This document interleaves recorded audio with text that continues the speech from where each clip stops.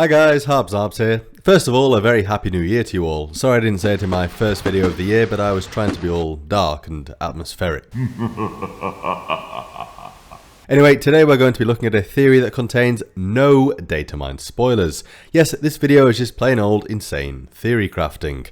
Before we get into it, I'd like to say thank you to several new patrons as I haven't done a shout out in a while. So thank you to Augmental, Daniel and Ember Fox. As always, I appreciate your support. If anyone else would like to sign up to the Patreon, follow me on Twitter or join the Discord where we discuss all manner of Baldur's Gate 3 theories, then please feel free to click the links down below. There will be spoilers for the game within this video, but to repeat, nothing has been data mined.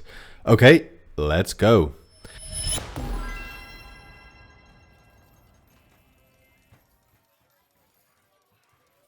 So I'd like to put forward the idea that a lich called Larloc could be involved with the plot of the game. Now I am aware that I've put forward a lot of theories at this point, some of which I'm very confident of and others not so much.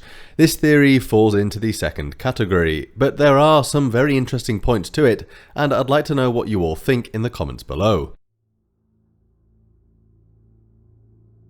Larloc is a lich that is over 2,000 years old. We know this because in Lords of Darkness it states that he was 2,000 years old in 1372 DR. Baldur's Gate 3 is set in 1492 and well, to be honest, he looks his age, which I guess now would be roughly 2,122 years old. Larloc was the former sorcerer king of a Netheril enclave called Jixidor, which, like all Netherese enclaves that were still active in Toril during Karsus' folly, fell from the sky when magic failed throughout the realms. Fortunately for Larloc, he foresaw the destruction of Netheril and escaped on a dragon, leaving him as one of the very few powerful Netherese arcanists left upon Toril.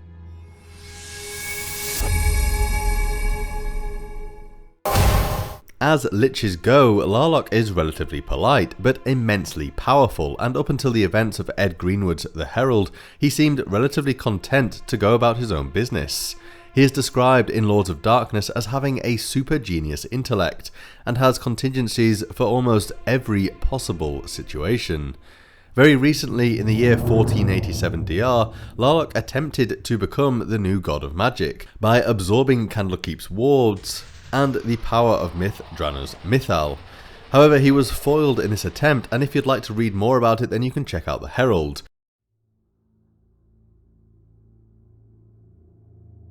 So we all know by now that our tadpoles are tainted with Netherese shadow magic, and I've made other theories regarding the origin of this shadow magic, for example Telemont Tanthal or Iolam. But if you want to hear more on these, then I've linked the videos down below. Now let's consider that it could be Larloc. After all, he is known as the Shadow King, and although there isn't much reference to him using shadow magic, he is Netherese and still around.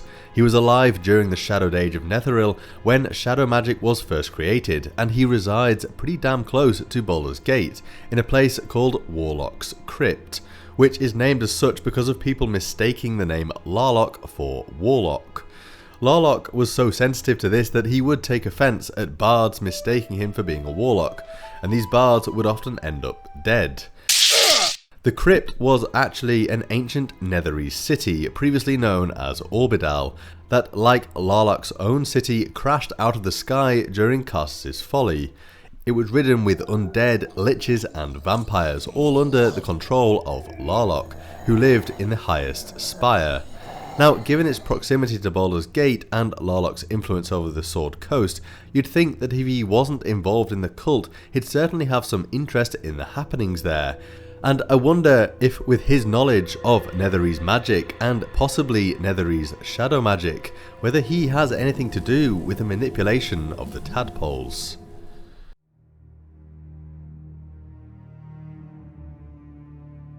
Back in 2009, one of the moderators on the Candlekeep forum posted a quote from Ed Greenwood himself that went as follows: "Larloc is served by many 60+ liches, formerly archwizards, whom he guides in concert as the leader of a telepathic web overmind."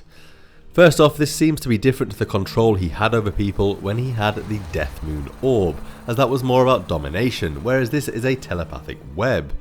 The word overmind may conjure up images of illithids and elderbrains, but I don't think Ed had that in mind when he said it. However, it is interesting that in an adventure called Dawn of the Overmind from 1998, the illithids want to use a structure called the Overmind to open up a portal to another universe in order to bring through a surviving illithid empire from another universe, and that matches up nicely to what this illithid says here. The sky splits open and nautiloids pour out of a void that consumes the stars. What in the... Anyway, as I said, I don't think there is a direct connection between what Ed said in 2009, this adventure from 1998, and Baldur's Gate 3. That would be totally insane. However, Ed's Overmind comment was taken seriously enough to be included in Beamdog's Siege of Dragonspear that bridged the gap between Baldur's Gate 1 and Baldur's Gate 2. The following can be found written in the journal of Gurn Coldhearth. Must record this quickly, before the memory fades. Last night as I slept, the mind of the Shadow King's Lich touched mine. It confirmed that we will soon reach the outpost if we continue the dig.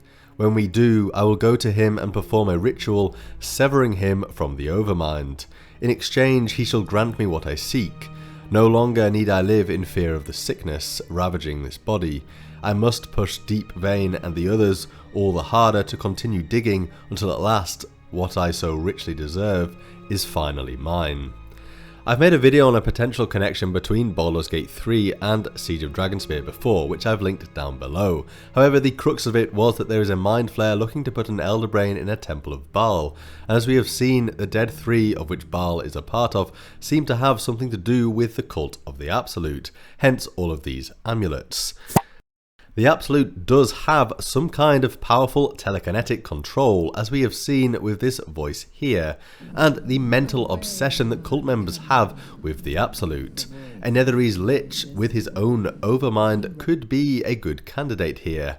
Has Larloc brought an Elderbrain into his telepathic web? Maybe. Anyway, things are about to get even more conspiratorial.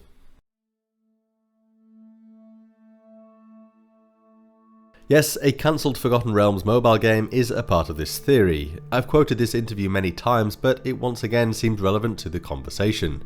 In Dragon Plus magazine issue 32, there was an interview with the creative lead, Terry Radfield, and the following was said. D&D Dice Adventures also has connective tissue to our other Dungeons & Dragons games.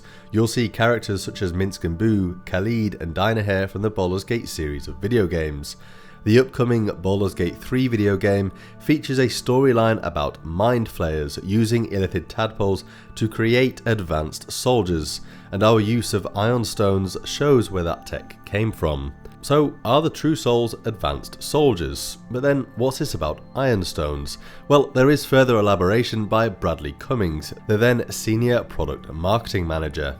An evil figure is trying to sap all knowledge out of the world by sucking up the essence of living heroes or heroes that have passed. This shadowy figure has created a bunch of shapeshifters to steal all of this knowledge. They're stabbing heroes with a soul knife and pulling out all of their knowledge and abilities. The shapeshifters then become receptacles for those abilities and are able to impersonate those creatures. When Ion finds out about this, she deploys her priestesses to knock the evil out of them. The character you play in the game is a shapeshifter who has been turned by one of Ion's priestesses. Ion is a goddess of knowledge that, according to the 4th edition adventure, Open Grave created Ion Stones, therefore retconning the original lore that Congenial Ion, a man from Netheril, created them. Ion Stones are something associated with Larloc, given that he has 24 of them floating around his head, and is therefore extremely adept at using them, but it isn't Ion Stones that I'm really interested in. An evil figure is trying to sap all knowledge out of the world by sucking up the essence of living heroes or heroes that have passed. This shadowy figure has created a bunch of shapeshifters to steal all of this knowledge. Now, bear in mind that this game was cancelled, but we've already seen from this interview that there was some kind of link to Baldur's Gate 3. It recently occurred to me that in the Mindbreaker comics, which are a prequel to Baldur's Gate 3 themselves, the Cult of the Absolute are attempting to hoard knowledge, before then sending it off somewhere else. In this scene here, we can see the cult sacrifice the head librarian in the knowledge hold within the rare bookwing using a strange knife. I don't know who this singular evil figure is, but sapping knowledge out of the world and sucking up the essence of living heroes or heroes that have passed is classic bad guy stuff. And it could be associated with a number of villains, but Larloc is a good contender for it, especially if dealing with the dead. Is it possible that the story of D&D Dice Adventures, with sucking up of knowledge, the shapeshifters that potentially could be an early concept of true souls, is all linked to Baldur's Gate 3? From the few gameplay clips that I can find of D&D Dice Adventures on YouTube, it seems to show a group of adventurers waking up by a river without their memories, needing to head to Baldur's Gate. Sounds oddly familiar.